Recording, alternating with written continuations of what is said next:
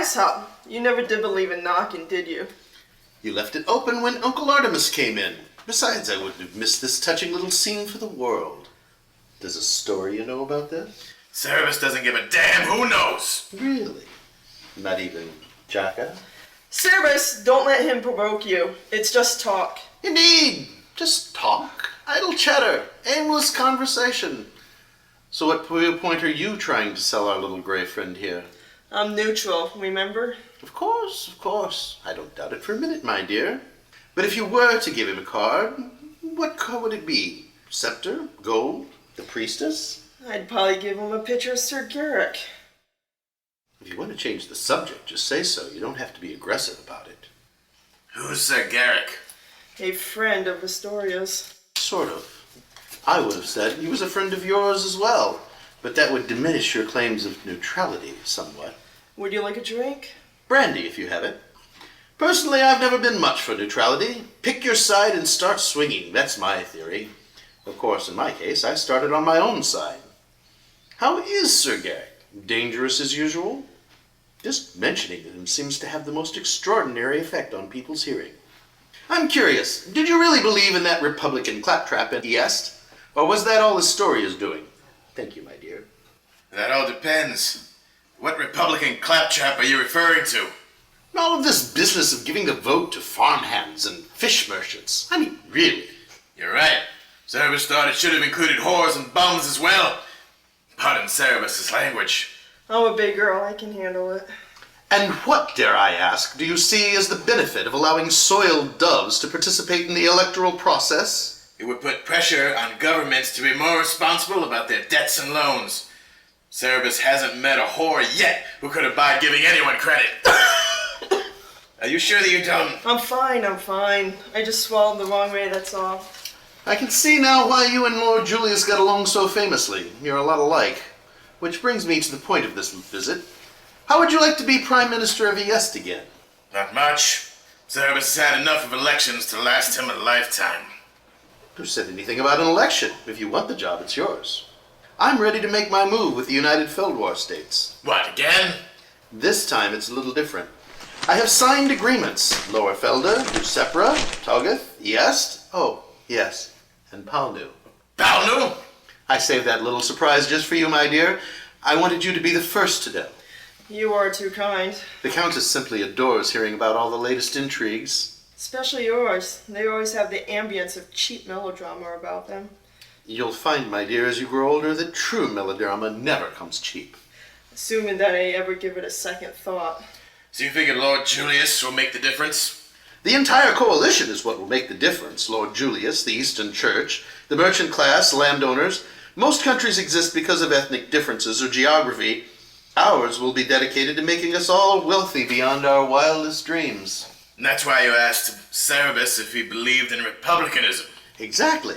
You start giving the vote to peasants and livestock, and before you know it, the whole scheme goes up the chimney. So where does the bug fit into all this?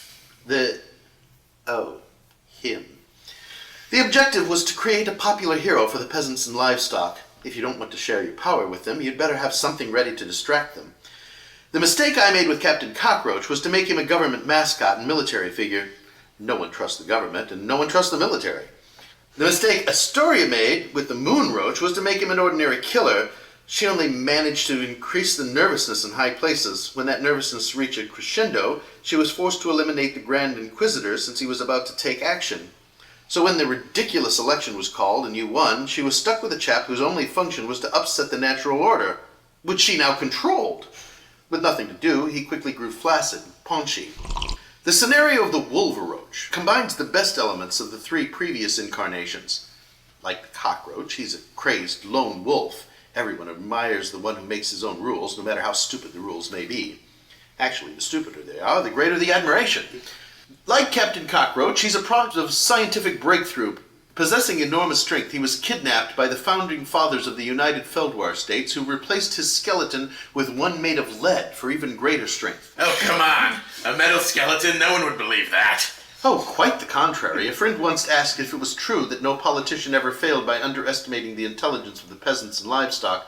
I told him we would never know because their intelligence was something that it was impossible to underestimate.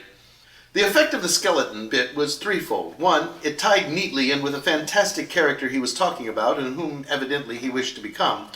Two, it made him identifiable as someone who had been ill-used by the new Confederation and therefore its natural enemy. And three, it gave me the excuse I needed to have 200 pounds of molten lead stitched into his costume to help him turn his flab back into muscle. The element of Astoria's moonroach concept that I stole is the killer who eliminates public figures who have fallen from favor with the peasants and the livestock. I made it clear to participating city-states that I expect them not only to maximize their profitability, but to take precautions to keep their citizenry ignorant of it. Anyone who gets too greedy and alarms the people will become a victim of the anti-United Feldwar organization and its secret weapon, the Wolveroach. Since the AUFO is secretly run by me, I can keep control of the ambitious state governors by eliminating the most ambitious of them, and at the same time provide the peasants and livestock with a champion who eliminates the worst of their oppressors.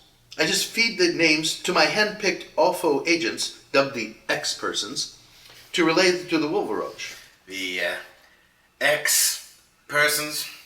Artemis wanted to call them the X-Men, but as one of the girls who is impersonating a Cyranist agent said, no Cyranist would be caught dead in a group with a specifically masculine name.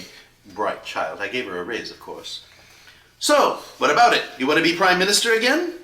Your name is at the top of a very short list of candidates, and the Church has agreed to abide by any decision I make. Not only does Cerebus never want to be Prime Minister again, not only does Cerebus never want to be involved with Lord Julius again, ever.